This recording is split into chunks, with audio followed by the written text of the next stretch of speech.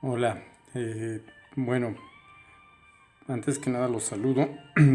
Buenas tardes, bueno, buenos días, no lo sé, tardes o noches, no sé en qué momento vayan a ver este video. El día de hoy les voy a presentar un texto mío que está en conexión con lo que hemos venido trabajando a lo largo de estas sesiones.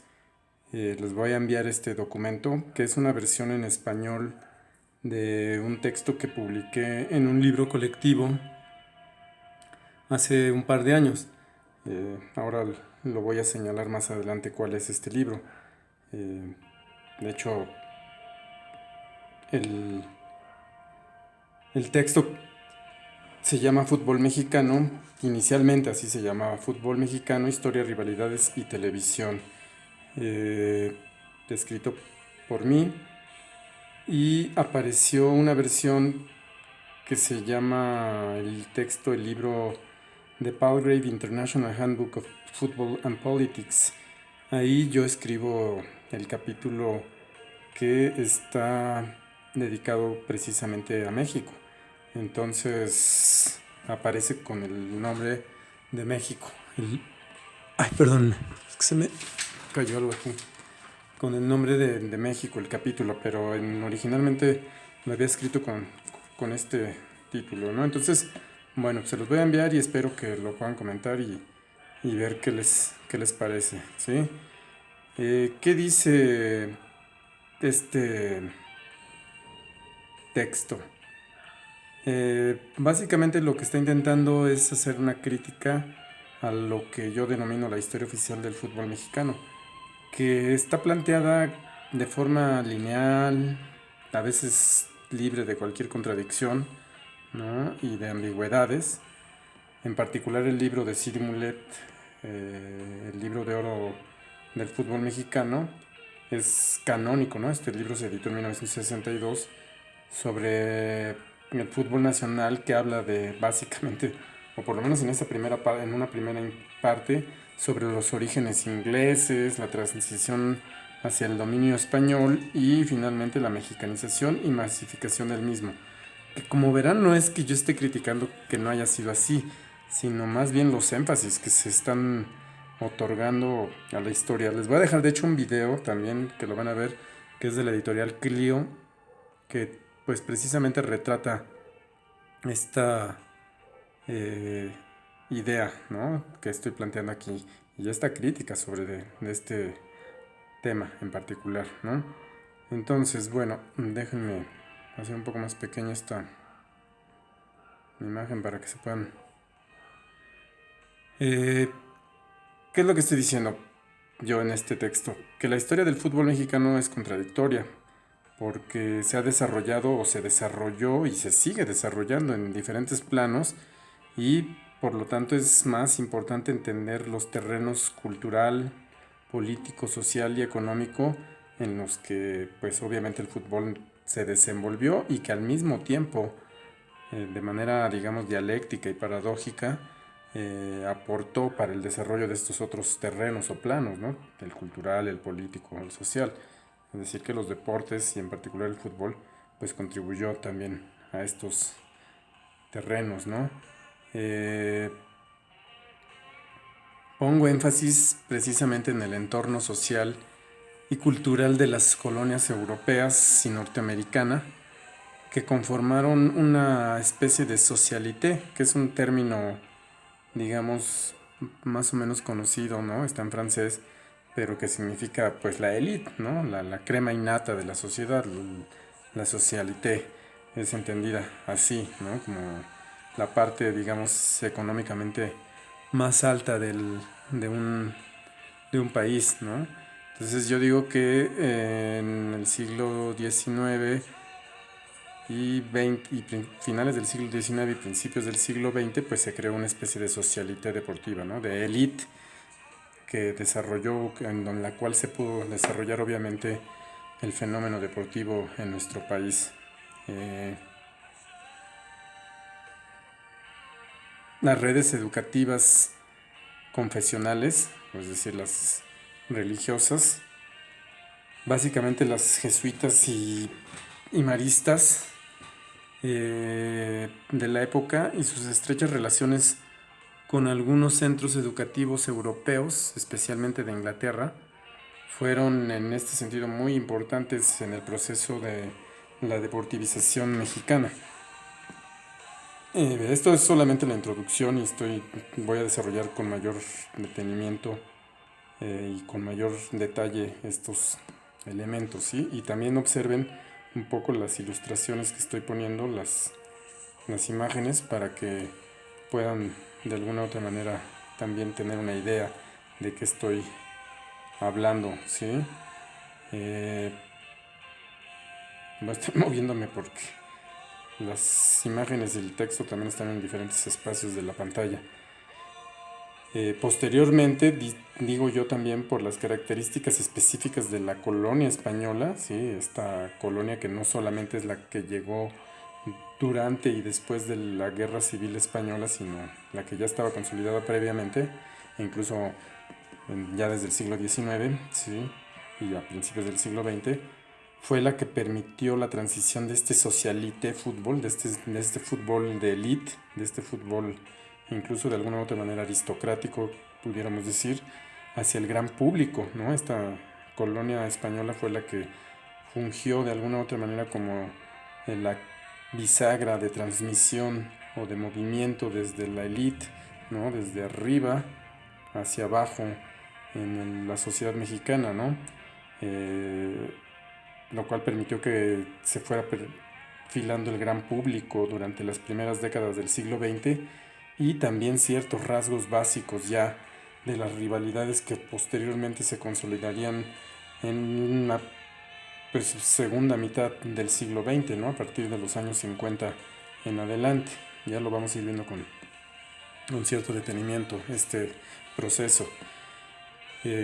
No es hasta que el fútbol se profesionalizó en la década de los años 40, también lo vamos a ver más adelante, y más aún, pienso yo, esta es una de las, digamos, hipótesis que yo manejo, con la incursión de la televisión a finales de los años 50, fue posible que el sistema de rivalidades y la organización del fútbol mexicano tomaran sus formas contemporáneas, ¿no? Es decir, que sin la incursión de este señor, principalmente de Azcárraga, no podríamos estar hablando en términos formales de el sistema de fútbol contemporáneo, que como ustedes ven pues es cambiante, ¿no? No es tampoco estable, y tampoco es que el hecho de que en los años 50 se haya conformado este sistema pues permanezca de manera definitiva eh, e inamovible, ¿no? Hay una transición permanente y un cambio permanente, como lo vemos, ¿no? A lo largo de las décadas. Eh, yo planteo también que hay un sistema con el ingreso de la televisión que, si bien ya existía, se va todavía a perfilar con mayor fuerza, con un signo o un matiz melodramatizado, ¿sí? Melodramático. No voy a adentrar tampoco mucho en este tema, quisiera que leyeran el texto, ahí viene un poco más explicado, sino simplemente señalar que no estoy hablando de que propiamente el fútbol se haya convertido en un melodrama o en una telenovela, pero lo que estoy tratando de decir es más bien que el fútbol tiene características que lo asemejan de pronto al melodrama como una forma de narrativa, ¿sí? Como una forma narrativa que se dio a lo largo y que se sigue dando, ¿no? En muchos países y en México en los productos culturales, ¿no? De la industria cultural contemporánea. Entonces, de alguna u otra manera, pues el fútbol también está marcado por esta idea del melodrama, ¿sí?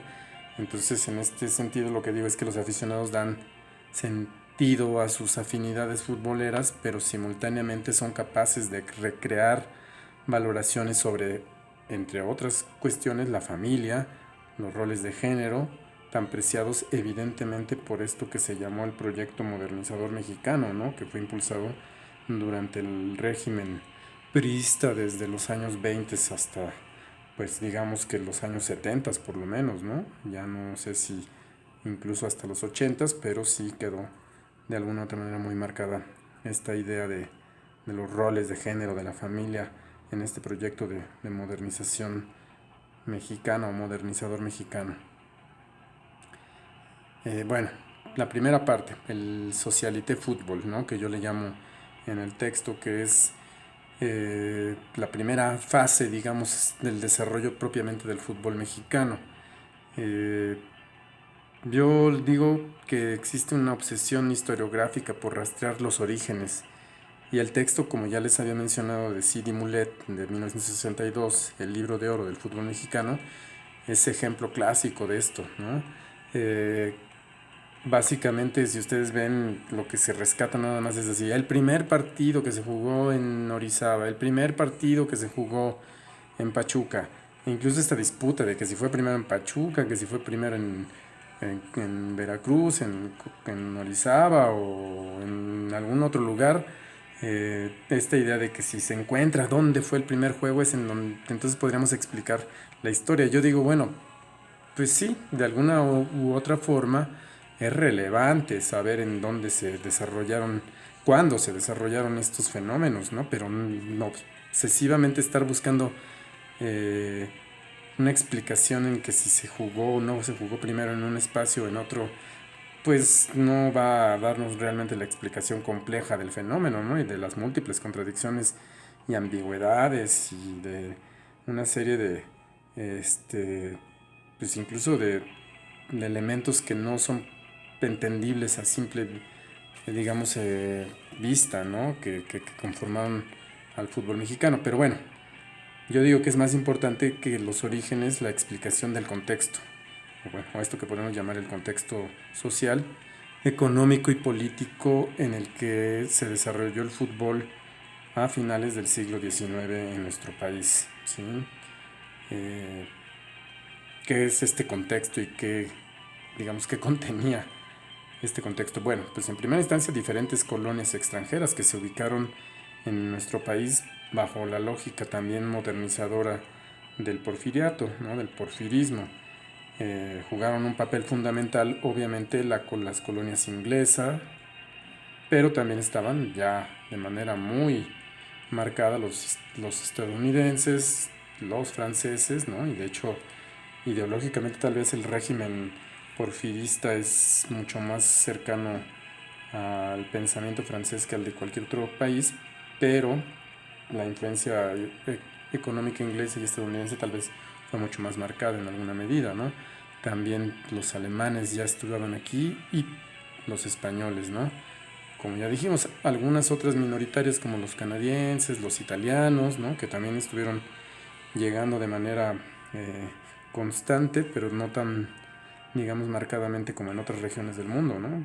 Ustedes saben que el éxodo italiano hacia los Estados Unidos y hacia Sudamérica, pues fue un éxodo masivo, ¿no? De millones de individuos, de personas que viajaron a esos lugares del mundo, a diferencia de México, ¿no? Que si bien es cierto no vinieron en las cantidades multitudinarias de lo que se dio en otras latitudes del continente americano, ¿no? Entonces, como en toda América Latina, diferentes ramas industriales y comerciales atrajeron un gran número de inmigrantes temporales y definitivos entre los años 1860 y yo planteo los años 1920, ¿no?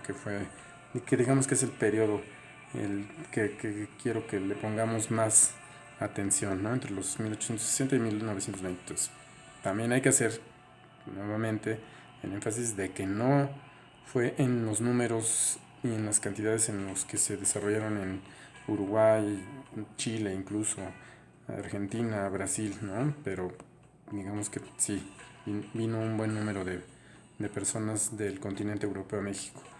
Para 1900 yo documento que había en México alrededor de 3.000 británicos, que como ven no son las cifras gigantescas que se dieron en otras partes, 4.000 franceses, 3.000 alemanes, 16.000 españoles y 15.000 estadounidenses. Sin embargo, más allá del número, lo que sí es muy notable es la influencia cultural, ¿sí? La influencia cultural de estos grupos, que no solo transformó las relaciones productivas o económicas estrictamente, sino que impactaron mucho en la vida social y cultural de nuestro país, ¿sí? En especial el auge del contagio deportivo tuvo una clara línea anglosajona, ¿no? Aunque también, insisto, los franceses, los alemanes y los ibéricos, aunque ellos posteriormente tuvieron una gran influencia, ¿sí? Eh, Uno de los elementos económicos, o una de las ramas económicas que tuvo una determinante fuerza fue evidentemente la minería, ¿sí? En México la minería con los anglosajones o los anglosajones y los estadounidenses tuvieron un peso muy grande, pero también los ferrocarriles, ¿no? Y de hecho estaban ligados, si ustedes lo saben perfectamente, minería y ferrocarril estuvieron estrechamente vinculados. Y esto permitió que las colonias estadounidenses y británicas fundaran en concordancia y en conjunto con las políticas del porfirismo una modernización y crearon instituciones clave en la vida cotidiana como escuelas, ¿sí? Salones de baile, de culturales, ¿no? En fin, no solamente, y salones de clase también, obvio, ¿no?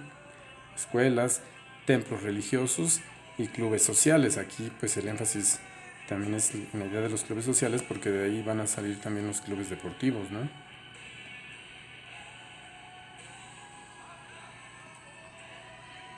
Entonces, un caso ilustrativo de este fenómeno nos lo va a dar el señor John Hoover Cornyn, ¿sí?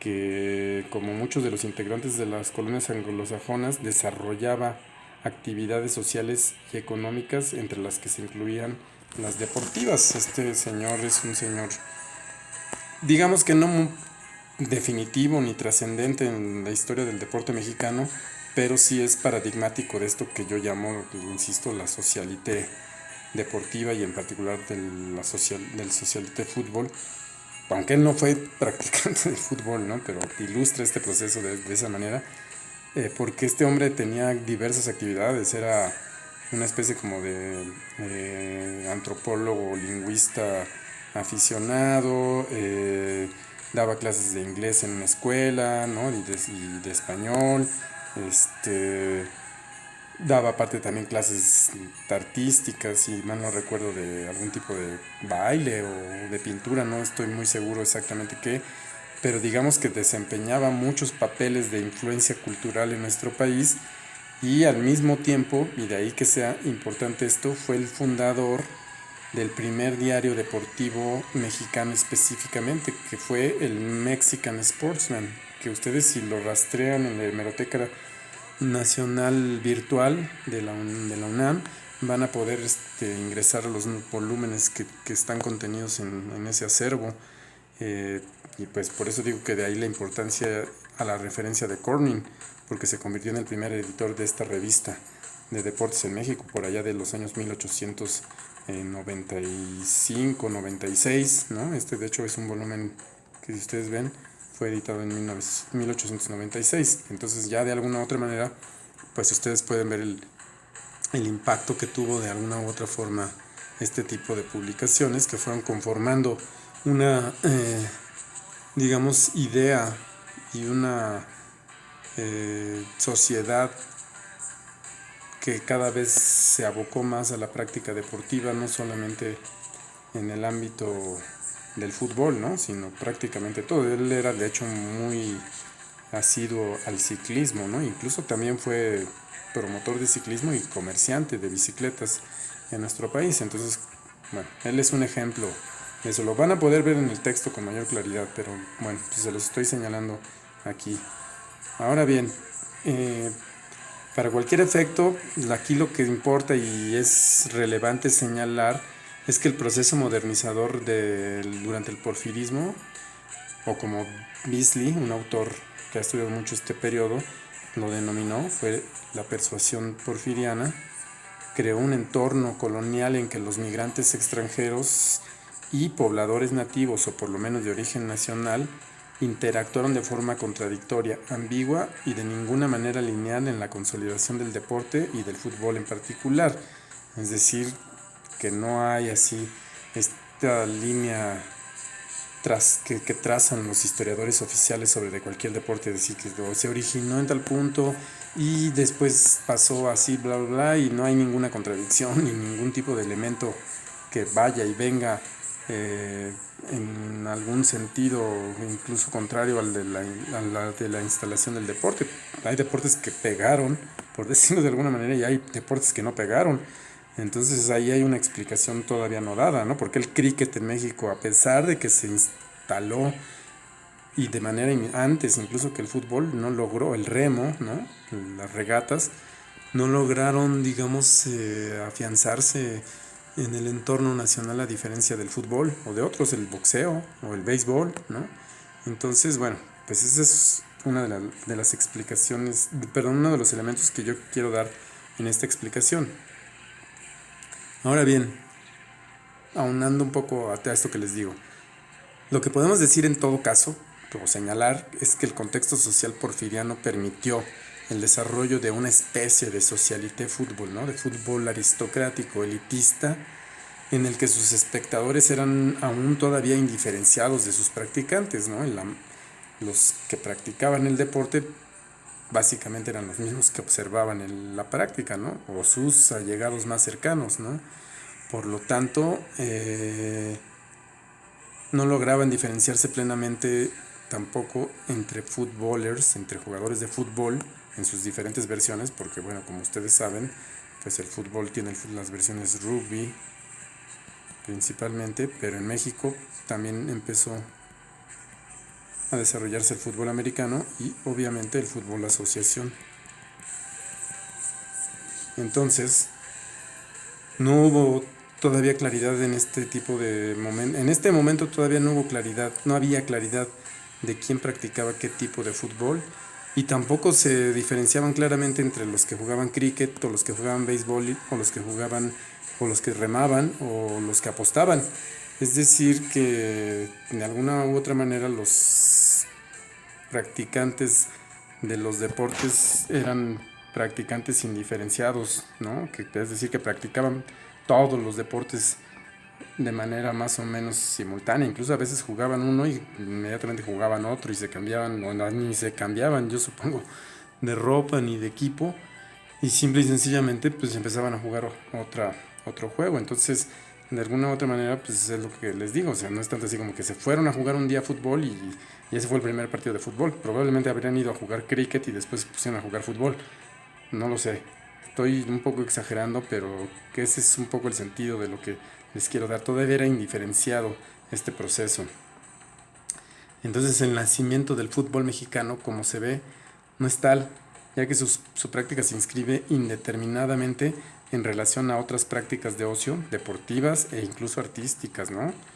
Que de los colonos anglosajones principalmente, en mutua dependencia con otros sectores sociales, ¿sí? Entonces, este es un elemento que me parece que es importante.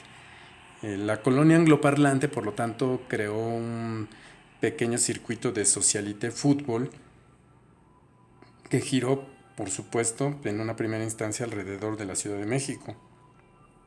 Los clubes sociales y deportivos que surgieron en esa época fueron, entre algunos otros, y vean también los nombres, pues están en inglés, ¿no? Son de las colonias británicas principalmente y estadounidenses algunas de ellas, pero básicamente británicas. Son el Reform Athletic Club, el British Club, el Mexico City Cricket Club, el Pachuca Cricket Club, el Puebla Cricket Club, que están todos, si ustedes lo ven trazados, pues obviamente en una línea, digamos, geográfica que va de la Ciudad de México hacia el Golfo, ¿no? Hacia el puerto de Veracruz principalmente, y que de alguna otra, aunque bueno, el Pachuca no está en esa zona, pero toda esta conexión de ferrocarriles y de minería es la que van, digamos, a lograr generar esta red de primera instancia, lo que llamamos, o lo que yo llamo el socialité fútbol.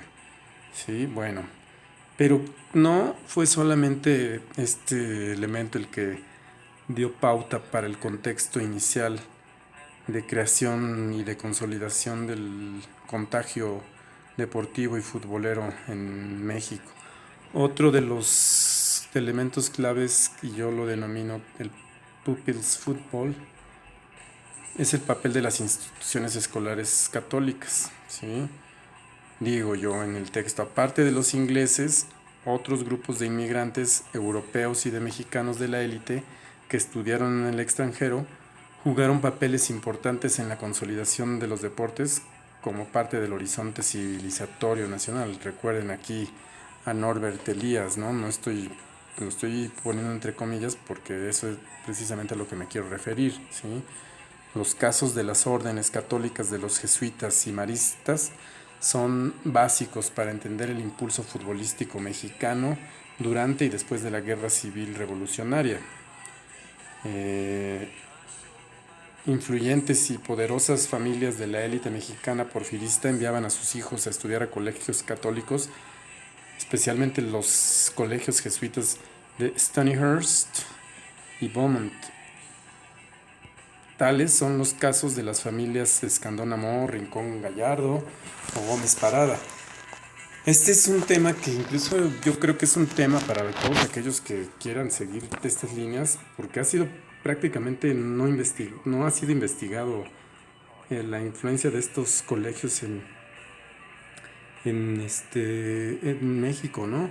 La élite no solamente de la Ciudad de México, sino también la élite de Jalisco y de diferentes ciudades de la época, aunque básicamente también, bueno, pues los de Veracruz mandaban a sus hijos a estos colegios, ¿no? Aquí está una representación del colegio Stonyhurst, que es una institución, pues incluso también paradójicamente católica en Inglaterra, ¿no? Que ustedes saben que pues no es una sociedad propiamente católica, son anglicanos y protestantes los grupos del cristianismo dominante en ese país, y sin embargo eso no quiere decir que no tuvieran escuelas de corte católico muy influyente, y eran tan influyentes en América Latina que muchos de los eh, países de las élites de los países latinoamericanos mandaban a sus hijos a estos colegios, ¿no? A Stonyhurst o Beaumont,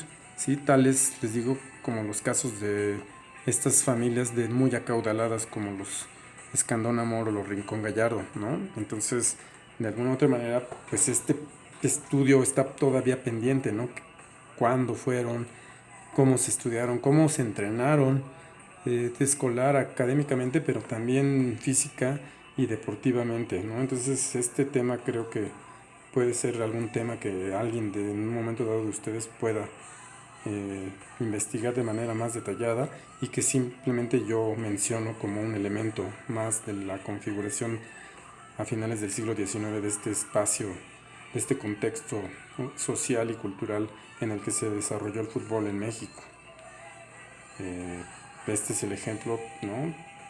Jorge Gómez Parada Bosch, ¿sí? Que son uno de los muchos sportsmen mexicanos que fueron educados bajo la égida de lo que Macías González caracteriza como el informal empire de las public school inglesas, ¿no? De las escuelas públicas inglesas, que esto ya también lo vimos con Norbert Elias, ya lo vimos también con Eric Hobsbawm, ¿no? Entonces, de alguna u otra manera, pues aquí hay ejemplos claros, ¿no? Ya empíricos, ¿no? Históricamente y biográficamente identificables, que nos dan cuenta precisamente de este fenómeno, ¿no? De cómo las escuelas públicas inglesas, de las public schools y de las universidades van a forjar individuos pues adecuados a los intereses de los imperios, ¿no? En este caso del Imperio Británico, y de su influencia económica y política en las diferentes regiones del mundo y en particular en México.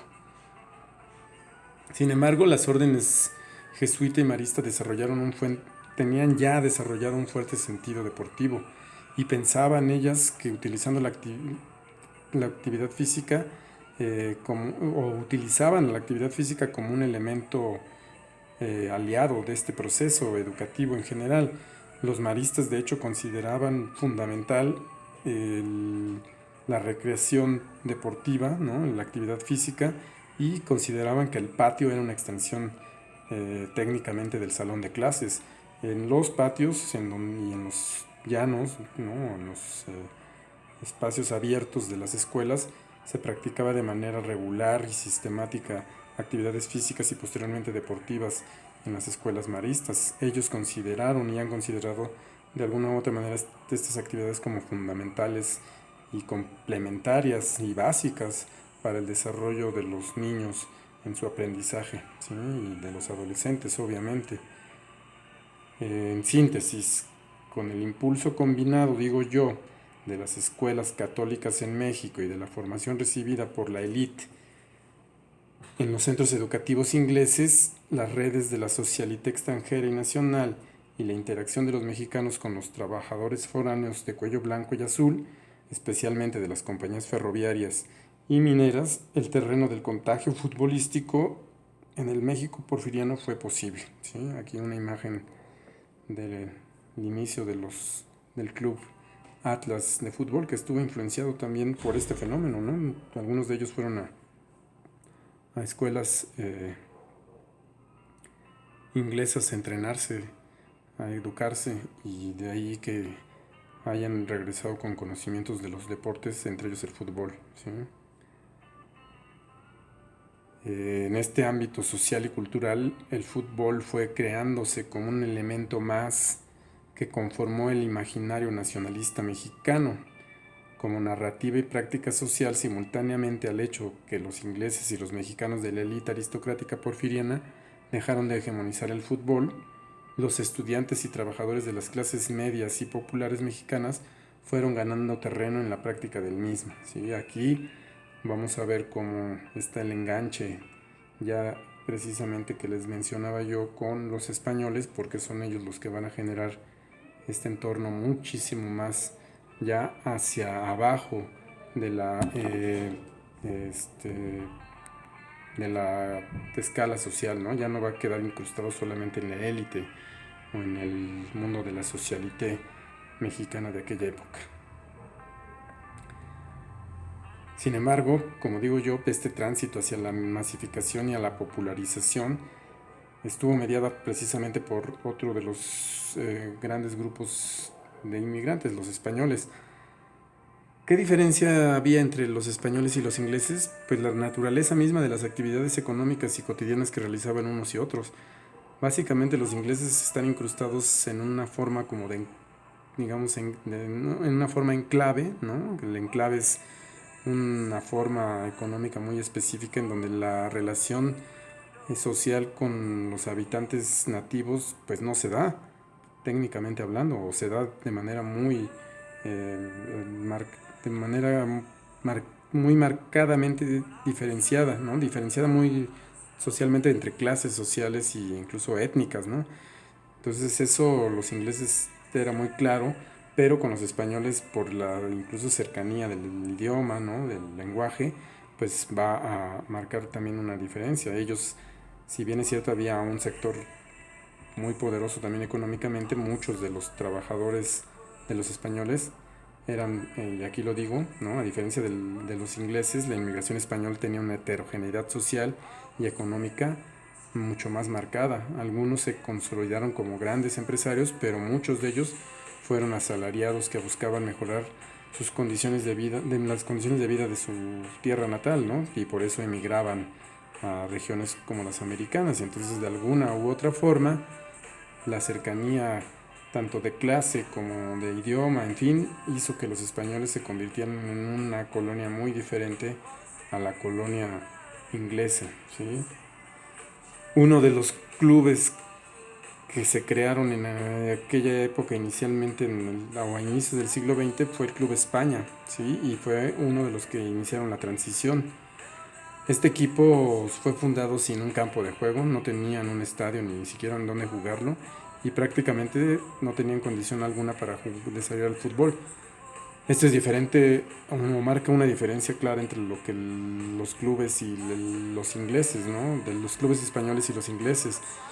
Y esto permitió a su vez una interacción más intensa con sus contrapartes mexicanas. El España permitió la incorporación de jugadores nacionales muy rápidamente, ¿no? Cosa que no sucedió casi nunca con los equipos ingleses, ¿no? Aunque sí hubo mexicanos que jugaron en los clubes ingleses, fueron muy pocos. Y después de que los clubes ingleses dejaron de dominar la liga, la competencia principal de los equipos españoles serían los clubes mexicanos, ¿no? Aquí lo pongo entre comillas porque pues así era en aquella época denominado, ¿no? Pues estábamos en México, pero los clubes no eran mexicanos o no jugaban los mexicanos, y cuando los clubes propiamente de mexicanos empezaron a jugar, pues se les denominaba así, como clubes de mexicanos, que ya se habían formado por aquellas épocas, ¿no? Entonces, bueno, eh, algunos clubes surgieron de la interacción de las escuelas católicas, jesuitas y maristas, y de los centros educativos fincados por la comunidad anglosajona en México. De esta interacción surgió el equipo conocido como América. ¿Sí? Este es uno de los primeros equipos que surgieron en el entorno por allá de la década de los 10 y de los 20, ¿no? En pleno proceso revolucionario. El América surge en 1912, ¿no? Entonces, estos son algunos de los primeros clubes que empiezan a surgir ya con esta idea de mexicanidad, ¿no? Sin embargo, algunos otros clubes como el Atlante, también fundado en 1916, pues de hecho el América sí, también fue fundado creo que en el 16, el Necaxa, fundado en 1923, y el propio América pretendieron disputarle a los equipos españoles dicha supremacía. Entre ellos, como ya vimos, es el Club España, pero estaba también el Asturias, eh, básicamente, ¿no? Que eran los dos equipos que se habían consolidado de manera muy fuerte en el ámbito del fútbol, principalmente de la Ciudad de México, también hay que decirlo, ¿no? Ahorita vamos a ver cómo se fue después consolidando una liga con aspiraciones nacionales, pero esto es principalmente en el Distrito Federal de aquella época, ¿no? En la Ciudad de México. Aquí es precisamente donde hablo de que en otras regiones del país, especialmente en Veracruz, pero de forma muy acentuada en la ciudad de Guadalajara, Jalisco, el fútbol también comenzó a convertirse en un fenómeno eminentemente urbano y popular que a lo largo de las décadas permitiría consolidar un imaginario y una narrativa netamente nacionalista. ¿Sí? Esto también va a ser muy importante. El caso del Club Guadalajara, conocido popularmente, aunque eso fue un poco tiempo después como las Chivas, es en combinación dialéctica con sus contrapartes de la Ciudad de México, el equipo que sedimentó una fortísima narrativa nacionalista mexicana, ¿no? Y de hecho, pues es el signo de identidad del club, ¿no? La identidad nacionalista mexicana, ¿no? Se puede incluso señalar, como lo indica Fábregas, que las Chivas Rayadas son un símbolo laico de la identidad mexicana, ¿no? El fútbol mexicano para la década de los años 30 ya había madurado en términos organizativos y administrativos, ¿sí? Aunque esto tenía muchas contradicciones, oscilaciones, y de hecho estuvieron también en dificultades financieras, en fin, organizativas muy fuertes, ¿no? Sin embargo, la actual Federación Mexicana de Fútbol fue fundada en 1927, aunque también tuvo, lo van a poder leer, pues fuertes contradicciones, incluso decisiones, ¿no? Y debates muy intensos al interior durante varias décadas, hasta finalmente ya consolidarse ahí por los años 40, ¿no? Y después de varias décadas afianzó su dominio sobre las estructuras regionales como las ligas amateurs del Distrito Federal, de Jalisco, de Nuevo León y de Veracruz, entre muchas otras regiones del país, ¿no? Otro proceso que también se estaba forjando a la par del organizativo y de las ligas y de las federaciones en el fútbol nacional y de los propios clubes es los propios aficionados, asociados al concepto del amateurismo y del practicante. Es decir, el amateurismo estaba inicialmente relacionado a la idea del practicante, ¿no? El futbolista amateur pues era el practicante, pero pasaron después a convertirse el amateur en un sujeto observador y consumidor del espectáculo mismo, es decir, se consolidó también la idea del aficionado espectador. Este no es todavía tema de nuestro curso, ya lo veremos después, pero ya quiero que lo vayan observando, ¿no? Que este también es un proceso de consolidación, no es que hayan existido siempre los aficionados y espectadores, sino que a la par de la profesionalización, de la estabilización de las ligas, de las federaciones, es que podemos hablar finalmente de los aficionados espectadores, ¿no? Que pagan boletos por ir a un estadio. De hecho, pues se tuvieron que ir construyendo estadios, gradas, ¿no? Espacios para que tanto los futbolistas lo jugaran, pero la gente observara a los futbolistas y a los deportistas practicando estas actividades. En México, digo yo en el texto, los debates entre los que se oponían e inclinaban por la profesionalización del juego tomaron gran intensidad a lo largo de las décadas aproximadamente de los años, básicamente durante la década de los años 30, ¿sí?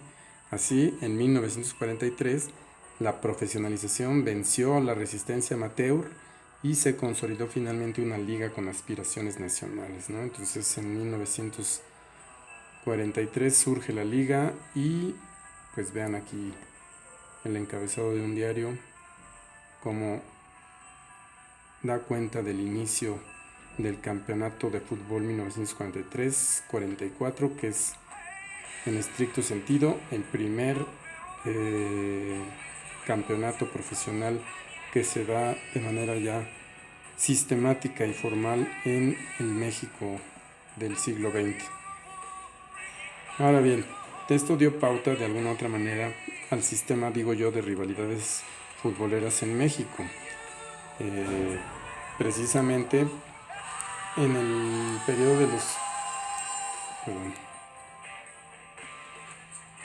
de los años 40 es en el que los clubes de fútbol se ven obligados a formar una identidad, a forjarse una identidad que los representase como singulares en el mercado sentimental de las rivalidades futbolísticas, ¿sí? Pero detrás de esta identidad futbolera se encuentra una dimensión mercadológica, sin duda.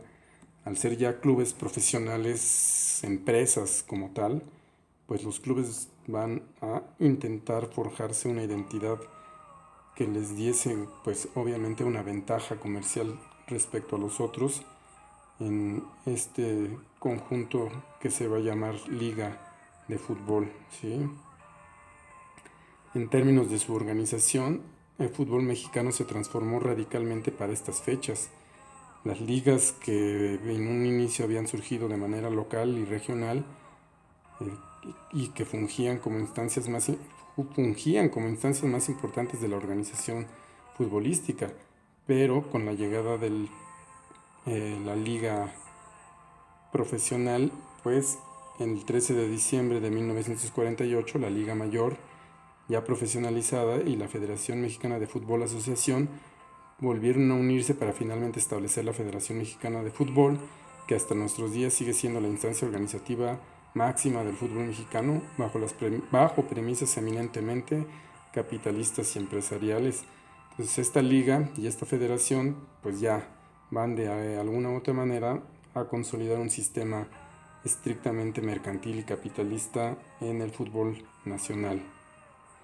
Sin embargo, digo yo, el Socialité y el Pupils Fútbol pueden considerarse como procesos representativos de una fundación inicial del fútbol en México, ¿sí? Allá les digo por finales del siglo XIX y principios del siglo XX, y con el posterior ascenso y caída de los equipos españoles por los mexicanos en los años 20, 30, ¿no?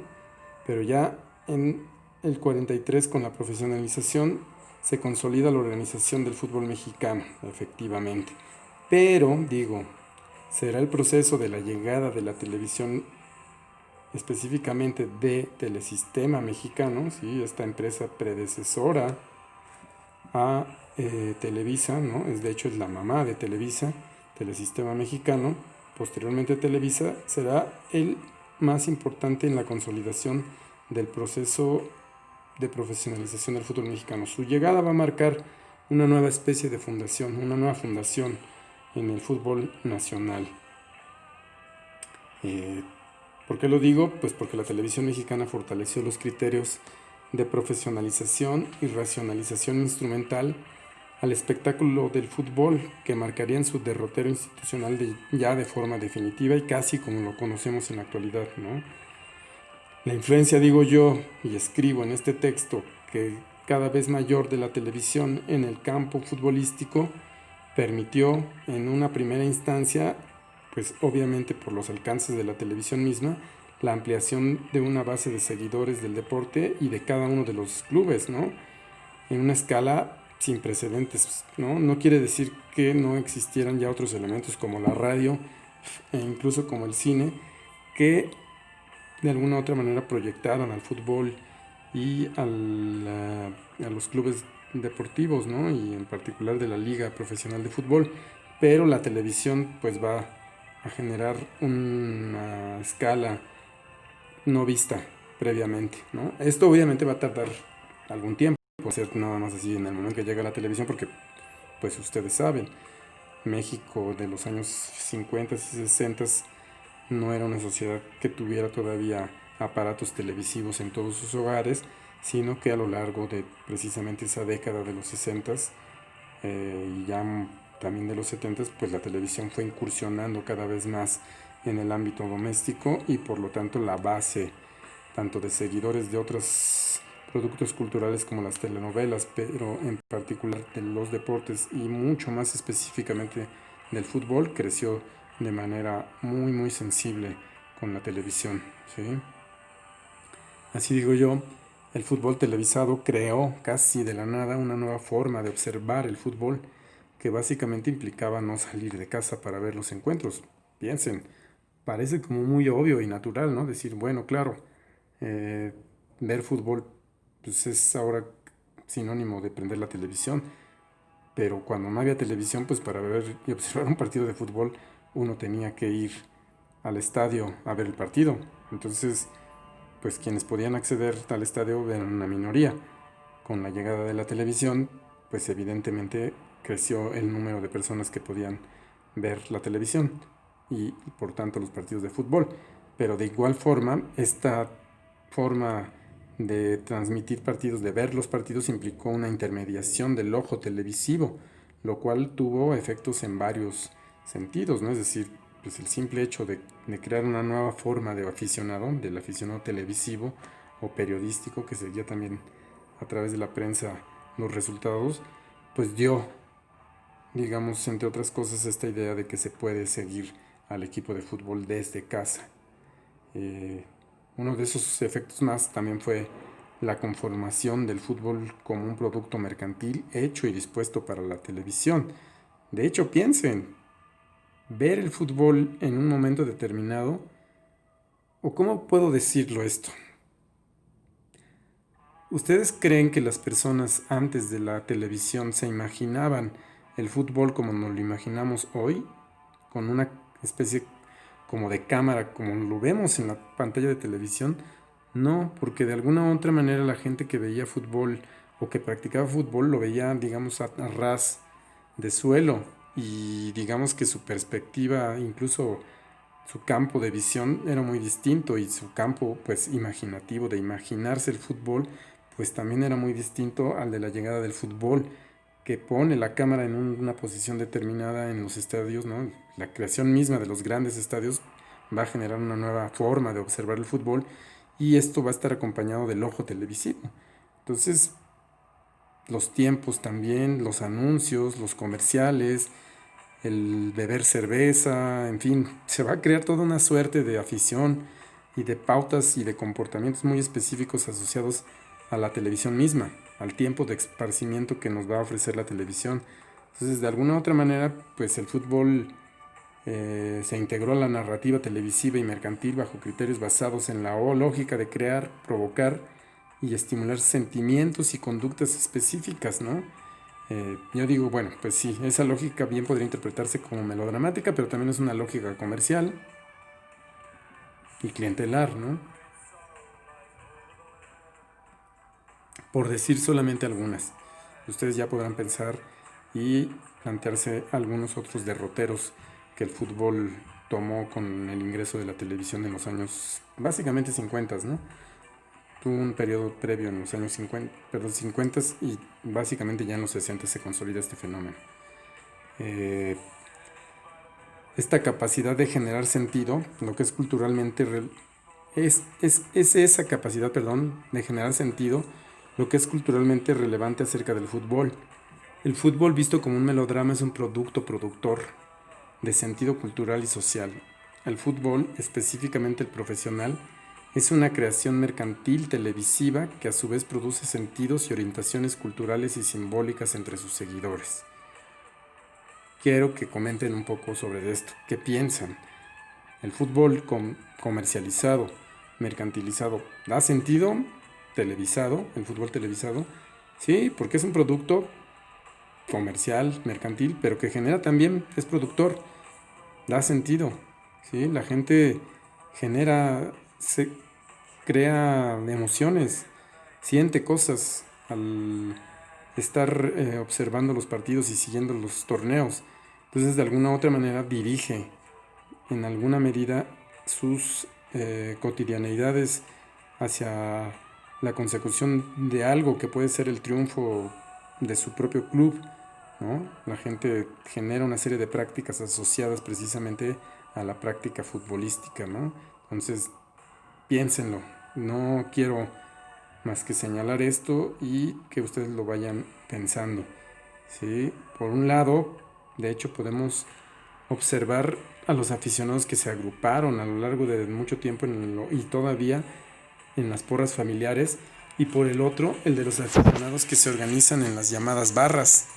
Yo identifico a las primeras, las porras familiares, como resultado de una de educación sentimental emanada en un contexto en el que el papel del Estado fue fundamental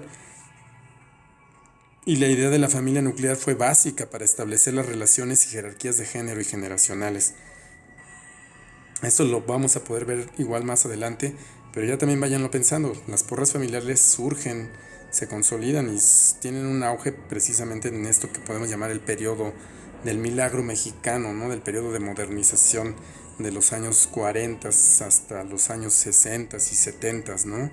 Y posteriormente, digo yo, en contraposición, a partir más o menos de finales de los años, principios de los años 90, finales de los años 80, las barras son agrupaciones juveniles que discursivamente dicen rechazar las formas verticales de control y pretenden expresar el amor hacia sus respectivos clubes mediante una práctica específica, el aguante. Tampoco es tema de esta charla, ya lo veremos eventualmente después cuando hablemos sobre los aficionados, pero lo que quiero es marcar una diferencia histórica, un momento histórico entre que surge básicamente a finales de los 80s, principios de los 90s y que va a tomar un peso fundamental durante los años iniciales del siglo XXI alrededor de las barras, ¿sí?